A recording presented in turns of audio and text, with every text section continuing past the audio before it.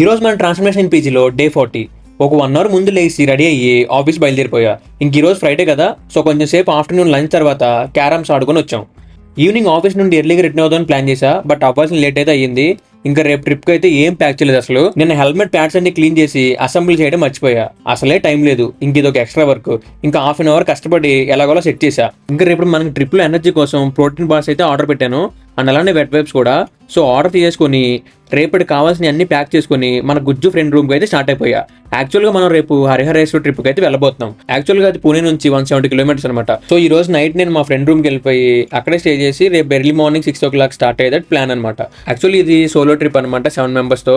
So trip అయితే crazy ఉండబోతుంది అసలు. કેમ છો? ఎలా ఉన్నారు? బాగున్నారు. જય જય શ્રી કૃષ્ણ.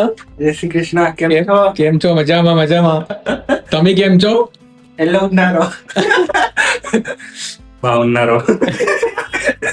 ఇంకా డిన్నర్లో పన్నీర్ పరాటా అండ్ మన ఫేవరెట్ దాల్ బాటి తిని, గుజ్జూస్ ఉన్నప్పుడు బటర్ మిల్క్ లేకపోతే బాగోదు కదా. సో ఫైనల్ టచ్ కింద బటర్ మిల్క్ తాగి డిన్నర్ కంప్లీట్ చేసాం. ఇంకా చాలా రోజులు అయిపోయింది మేము ఇలా సరదాగా మాట్లాడుకొని.